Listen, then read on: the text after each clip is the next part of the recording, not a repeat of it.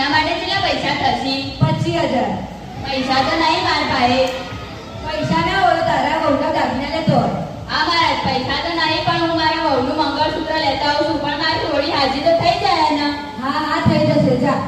મહારાજ કી જય હો, મહારાજ કી જય હો.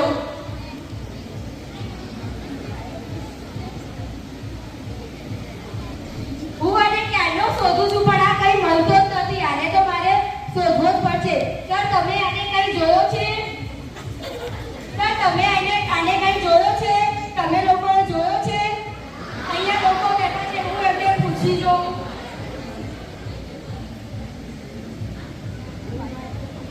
આ કોણ છે?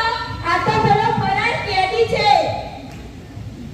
સાચું કહું, આ ના આપણે ગામમાં મહારાજ આવ્યા ને સેમ ઇવન જેવો લાગતો. જોરદાર એવું ના હોય તો સેમ લાગે. અલ્યા ઓવા, તો પેલા મારા હારા મહારાજ જેવો જ લાગે છે. ખરેખર મને એની પાસે લઈ જાઓ. અલ્યા પોલીસ આવી, પોલીસ. મહારાજ ચમ છો? મજામાં ના? આ દાઢી મૂકો અસલી છે કે નકલી? અલ્યા ના તો આપણે ડબલમાં લઈ ગયા. અલ્યા આ તો પેલો વિગતનો સવિરન ગોમનો છઠ્ઠો પાસા. આને નામના તો કેટલાય કેસ ચાલે છે. હે રે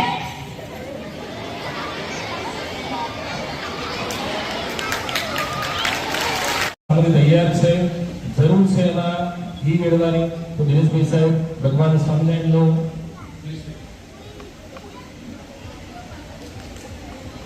ભગવાન સ્વામિનારાયણ નામ લઈ એનો જાપ કરતા કરતા ઘી મેળશે આની અંદર, બરાબર. અને પછી શું થાય છે આપણે થોડી વારમાં કેમિકલ છે, થોડી વાર લાગે એ આપણે જોવાનું છે અહીંયા.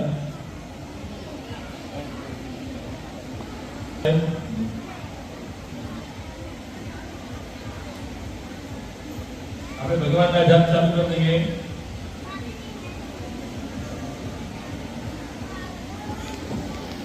જોઈ શકો છો સાહેબ, દર્શન કરીએ. જો વગર દીવાસળીએ આગ લાગી ગઈ છે, શું બતાવો?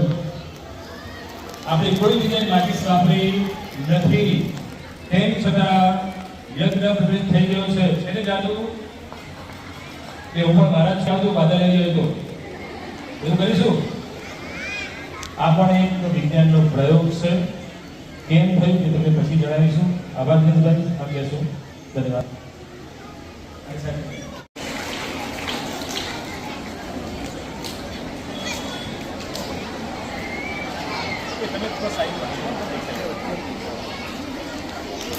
આપણી જોડે ભગવાનભાઈ સાહેબ છે, સારું સ્વાસ્થ્ય ધરાવે છે અને એમના કારણે આપણે બધા પણ સ્વસ્થ છીએ. તો એમને શુભેચ્છા આપીએ અને એમને વિનંતી કે ભગવાન સાહેબ આપ આપના ઈષ્ટદેવને યાદ કરો અને માતાજીને જે માગવું હોય માગી લો.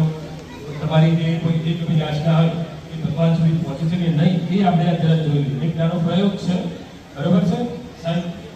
માગી લો માતાજીને.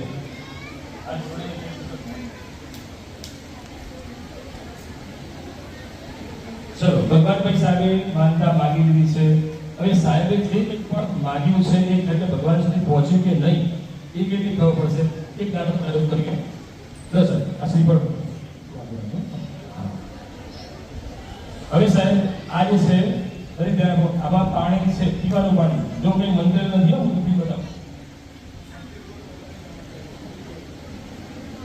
મંત્રેલું પાણી નથી, સાદું પાણી છે સાહેબ. થોડું પાણી છંટકાવ શ્રીફળ પર.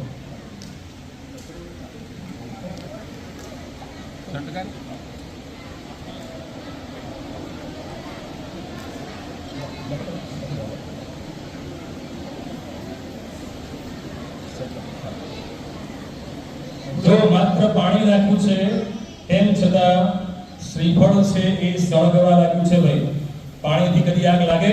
જોયો.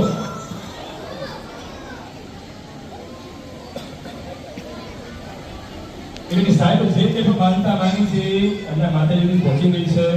સાહેબ આપનો ખૂબ ખૂબ આભાર. એમની પણ કેટલીક સમસ્યા છે.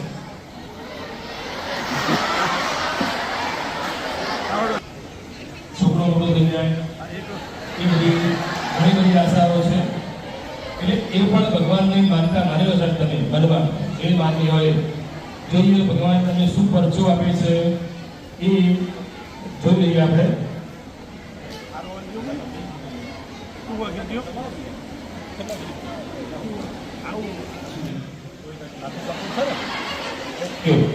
આ શ્રીફળ છે કોઈ માનતા માની હોય તે ભગવાનને યાદ કરી લો ભગવાનને. હા અને પછી આપણે બધેલ વાતો છે બરોબર જોઈ લઈએ. ભગવાનને પણ યાદ કરો.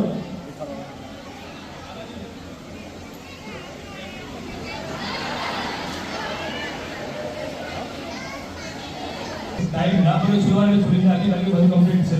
સાહેબ બધું બોલો માતાજી દેખો ઉમિયા માત કી જય. તો જો અંદરથી શું નીકળ્યું સાહેબ બોલો. લાલ પાણી લાલ કલરનું પાણી દેખાય તમને બરોબર અંદરથી કંકુ નીકળેલું છે. તો જરા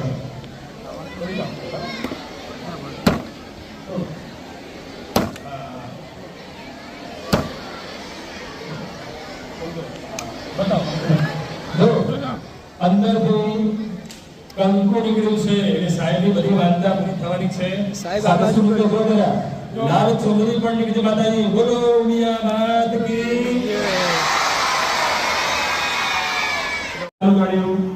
ભાઈ લીંબુમાંથી જે લાલ કલરનો દોરો હતો આ લાલ કલરનો દોરો લીંબુમાંથી પસાર કર્યો અને કાળો થઈ એટલે તમને નજર લાગી છે. હકીકતમાં એવું નથી. લીંબુ છે એની અંદર એસિડ છે કાર્બોનિક એસિડ સાઇટ્રિક એસિડ આની અંદર આવે છે બરોબર. એમાંથી જ્યારે આ કોટનનો દોરો પસાર થાય લાલ રંગનો છે બરોબર એ જાતે કાળો થઈ જાય કઈ નજર લાગી નથી. આ ખોટી વાતો છે જે આપણે બતાવે છે. એના પછી જે વાત કરી ચોલાની આપણી જે પ્રિન્સ આવે છે એને આપણે બતાવીએ જરા બરોબર. તો સામે જો આ કયો કલર છે ભાઈ સફેદ કલરનો છે બરોબર. એને આપણે લગાવીએ છીએ જો આ સફેદ કલર લગાવ્યો બરોબર અને એના પર બાબાજીએ ભગવત લગાવી દીધી જો કયો કલર થઈ ગયો. એટલે આપણે શું જાદુ ગયો મને છે. આ જાદુ નથી. જે તમને આ લિક્વિડ લગાવ્યું હતું એ ચૂનાનું પાણી હતું 10મા ધોરણમાં આવે છે CHOH બરોબર એ છે. અને આ જે છે પ્રવૃત્તિ છે ફિનોલ્ફથેલિન રંગ જે પેજની અંદર ગુલાબી કલર આપે છે. એટલે આ કોઈ જાદુ નથી. આ વિદ્યાના પ્રયોગ છે જે આપણે છિદ્રવા માટે કરે છે. એનો પ્રયોગ આ કાપડમાં કરે છે. કાપડ છે એને ચૂનાના પાણીની અંદર પલાળી દેવામાં આવ્યું બરોબર છે. અને એના પર આ જે ફિનોલ્ફથેલિન સૂચક છે એના હાથમાં આ સૂચક આપે તો એ સૂચક મારા હાથ અંદર લગાવ્યા એ તરત જો એનો કલર જો એ પંજા પડી ગયા બરોબર એટલે કે ચૂડાયેલા છે.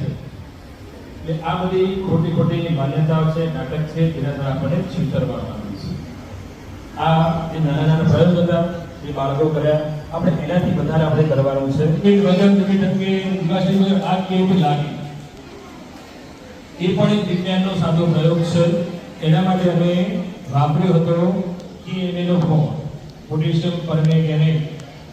બહુ સાદું સસ્તામાં મળતું રસાયણ છે. આનો આપણા ઘરનું પાણી દોડવું આવતું હોય તો એમાં થોડી માત્રામાં નાખો તો અશુદ્ધિ બધી નીચે બેસી જાય અને ચોખ્ખું પાણી આપણને મળી શકે છે.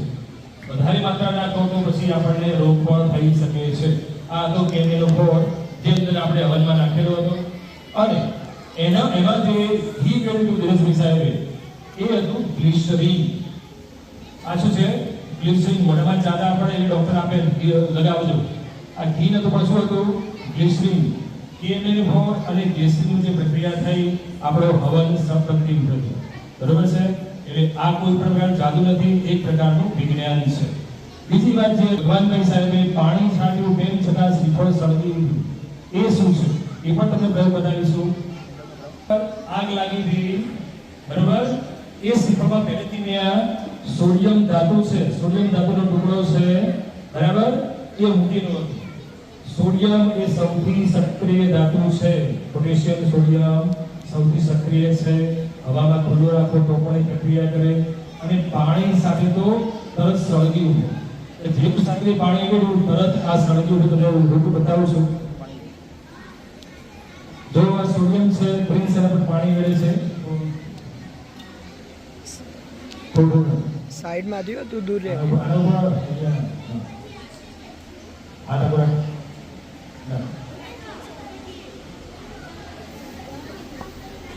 જો આગ લાગી જોઈ શકાય છે,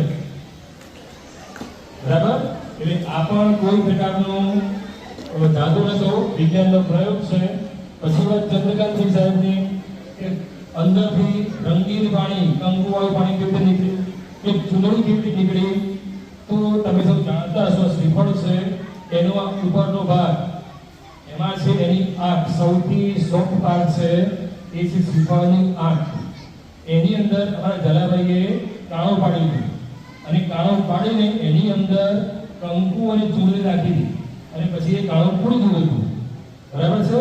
એટલે જ્યારે આવું કોઈ મોટા મોટા ચમત્કાર બતાવતા હોય તો સમજી લેવું એક પ્રકારનું આ નાટક છે, આપણને કરવામાં આવી રહ્યા છે. આવા પ્રયોગ કરવાનો હેતુ કે આપણને કોઈ છેતરી ન જાય, આપણી અંધશ્રદ્ધાનો કોઈ ફાયદો ન લઈ જાય, એટલા માટે અમારી આ ટીમે બધાઈ જાય. જાઓ બધા પીપળા થઈ ગયા બધા. ખૂબ જ ઓછા સમયની અંદર